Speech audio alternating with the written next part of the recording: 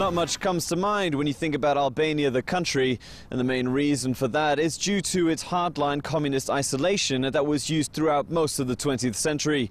But now that the country is opening itself up to the world, so do most of the stories coming from within. One such story is the tale of how ordinary Albanians saved almost all of its 200 native Jews and 400 Jewish refugees from Germany and Austria during the Second World War. A tale that was retold recently at a conference in Belgium. I asked the organizer why he set the event up. We decided to organize this conference in order to promote an example of humanity, an example of tolerance given by the Albanian people before and during the Second World War. Albanians at that time saved a lot of Jewish lives when in other countries in Europe they were persecuted. Albanians opened their homes and their hearts, and I believe that we had and we have to promote this image of Albanians all over Europe and the world.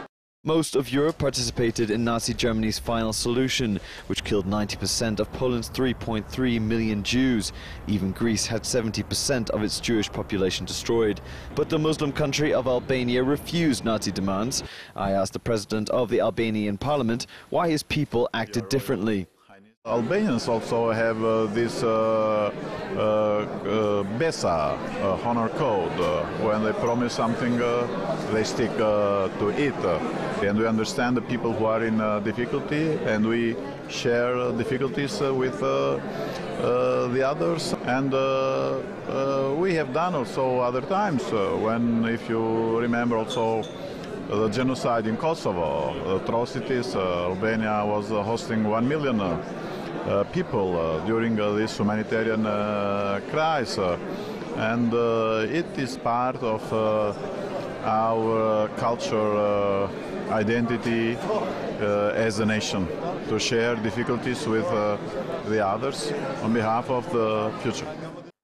Another guest at the event was Belgium's Princess Leah. I asked her why she decided to attend the event. Well, I have been in Albania. I went there to visit the former king, and he was also a friend of my late husband.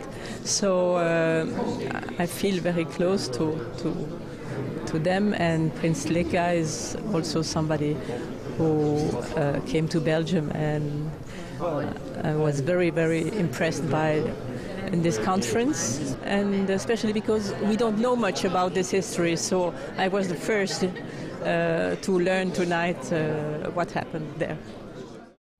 Not only is this a story to be admired, but it's also an example of how human beings can put aside widespread prejudice, religious intolerance and cultural indifference while putting faith in the compassion for human need. A lesson that should be learned for all ages to come. This is Björk Smith-Meyer for JN1 in Brussels.